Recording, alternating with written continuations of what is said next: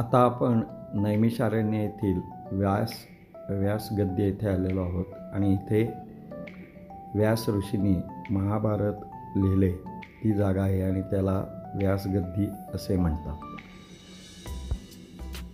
यथाशक्ति महाभंडारे में यहाँ पर दान करते हैं।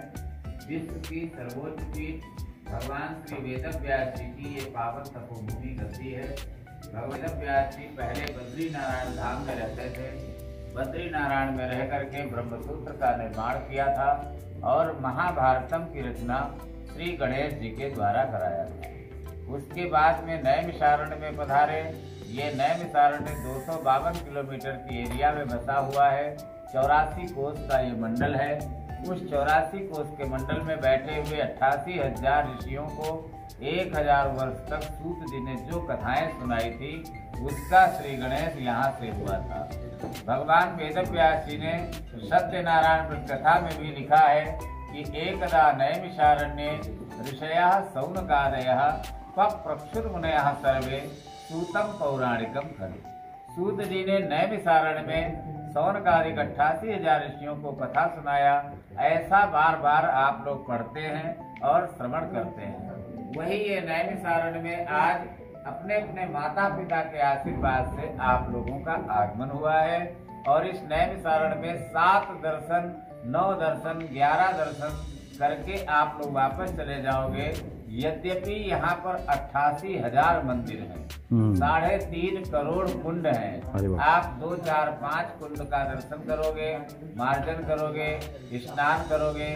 एक गोमती नदी है, यहाँ पर ऋषियों ने स्नान किया था। वहीं पर मनु और शत्रुपा जी ने स्नान करके और 23,000 वर्षों तक नैमिषारण्य में तपस्या किया था। भगवान राम जब प्रकट हुए उनको ही पुत्र के रूप में मांगा।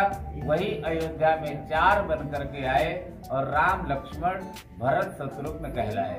वही ये नैमिषारण्य में भगवान श्री वेदव्यास जी की पावन तपोभूमि गद्दी स्थान पर भगवान व्यास जी जब बैठे थे ऋषियों को पढ़ाया था, तब ये सब भूमि थी। सब भूमि अर्थात बराबर भूमि। बराबर भूमि पर बैठे और ऋग्वेद, यजुर्वेद, सामवेद, अथर्ववेद चारों वेदों का ज्ञान 4 शिष्यों को दिया। वैशंपायन, अंगिरा, जैमिनी, पैल को एक एक वेद पढ़ाया और सूत जी को पढ़ाया, सुखदेव जी को पढ़ाया। सुखदेव जी ने राजा परीक्षित जी को सुखताल नामक स्थान में 7 दिन में श्रीमद् भागवत जी की कथा को सुनाया और सूत जी ने नैमिषारण्य में कथा सुनाया। उन सबको यहीं से ज्ञान प्राप्त हुआ। उस ज्ञान भूमि को आप सभी लोग प्रणाम कर लें और अपनी दाहिनी तरफ टीवी में देख सकते हैं जिसमें महाभंडारा हो रहा है। इस प्रकार के यहाँ पर भंडारे होते हैं। अन्न क्षेत्र चलता है, उसके निमित्त यहाँ पर अन्न दान कर सकते हैं। आप इस तरफ में देख रहे हैं इंग्लिश में सेवाएं सब लिखी हैं।